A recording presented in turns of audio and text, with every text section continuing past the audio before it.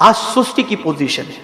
حضور صلی اللہ تعالی علیہ وسلم نے بارگاہ سمدیت میں دعا کی, اللہم انی اعوذ بک من العجز والکسل. سرکار سستی سے پناہ مانگتے تھے, اور آج مسلمان سست ہی سست ہے. یہاں مجھے ایک بات یاد آ رہی ہے, اور یہ بات سب کو اپیل کرتی ہے اور سب کے دل و دماغ کو جھنجھوڑنے کے لیے یہ بات بہت ہی مفید ہوگی. ایک سوال کسی نے کیا کہ آخر مسلمان اتنا سست کیوں ہے, چست کیوں نہیں؟ دوسری قوموں کا معاملہ یہ ہے کہ بہت ترقی کے باوجود وہ اور پڑھ رہے ہیں, پڑھنے کے لیے دیگر ممالک کا دورہ کر رہے ہیں, رات و دن خرچ کر رہے ہیں, محنت و مشقت کر رہے ہیں, سب کچھ ان کا ہونے کے باوجود بھی وہ آگے نکلنے کی کوشش کر رہے ہیں, اور مسلمان سست ہے.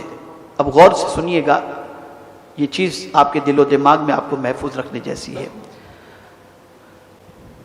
ایک ہوتا ہے چست, ایک ہوتا ہے سست. انسان کے بدن میں چستی اس وقت آتی ہے جب کسی چیز کے ضائع ہونے کا احساس ہو, اور سستی اس وقت آتی ہے جب کسی چیز کے ضائع ہونے کا احساس نہ ہو. مثال کے ذریعے سمجھاؤں.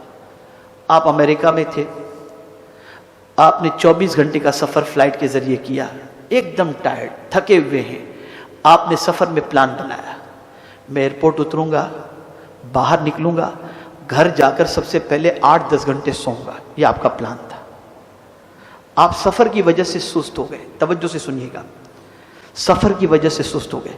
آپ ایئرپورٹ اترے, باہر نکلے, آپ کو لینے جو لوگ آئے تھے ان میں سے کسی نے کہا آپ پانی پی لو, پھر آپ کو ایک بات کرنی ہے. آپ نے پانی پی لیا. اس کے بعد انہوں نے کہا معاف کیجیے گا, آپ کا بیٹا بہت سیریس ہے, ہاسپٹل میں ایڈمٹ ہے. اب میں آپ سے سوال پوچھنا چاہتا ہوں, آپ گھر جا کر 10 گھنٹے آرام کریں گے یا ہاسپٹل جائیں گے؟ جواب دیجئے. آپ کی سستی رہے گی کہ اڑ جائے گی؟ تھکان رہے گی کہ ختم ہو جائے گی؟ پتہ یہ چلا بچے کے ضائع ہونے کے احساس نے آپ کو چست بنا دیا. صحابہ اس لیے چست تھے کہ امت مسلمہ کی تباہی کو وہ دیکھ رہے تھے, اس لیے انہیں راتوں کی نیند نہیں آ رہی تھی. آج مسلمانوں سے یہ احساس مر گیا کہ ہماری پوری قوم تباہ ہو رہی ہے, اور جب یہ احساس مر گیا تو مسلمان سست ہو گیا. اگر مسلمان میں یہ احساس پیدا ہو جائے تو مسلمان کی سستی دور ہو جائے اور چستی پیدا ہو جائے. ضائع ہونے کا احساس پیدا کرو اپنے اندر. آج امت مسلمہ ضائع ہو رہی ہے. چھوٹے چھوٹے معاملے کے اندر مسلمان مارے جا رہے ہیں, تباہ ہو رہے ہیں, برباد ہو رہے ہیں. آپ دیکھیں, ہمیں ضائع ہونے کا کوئی احساس نہیں ہے, کوئی فکر نہیں ہے, بس وہی سنی سنائی بات ختم, کوئی احساس نہیں.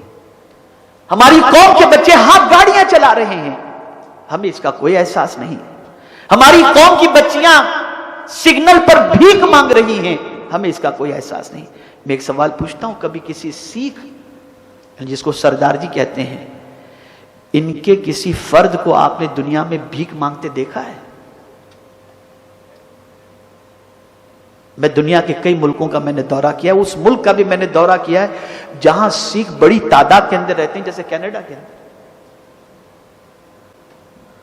امریکہ میں نے دیکھا کہ گورے اپنے سینے کے اوپر جو ہے وہ سلیٹ لگائے گھومتے ہیں کہ ہم ہوم لیس ہیں, ہم جاب لیس ہیں. وہ تو بھیک مانگتے ہوئے دکھائی دیتے ہیں, سکھ بھیک مانگتا ہوا نہیں دکھائی دیتا. وجہ یہ ہے کہ ان کی قوم کو, اپنی قوم کو زندہ کرنے کا احساس موجود ہے. اور ہماری قوم کا حال یہ ہے کہ ایک دوسرے سے کبڈی ہی کھیلنے سے فرصت نہیں, ٹانگ گھسیٹتے ہیں, گراتے ہیں. کوئی ترقی کیوں کیا بٹاؤ, ایک دوسرے مل کر قوم کو اٹھانے کا جذبہ نہیں رکھتے.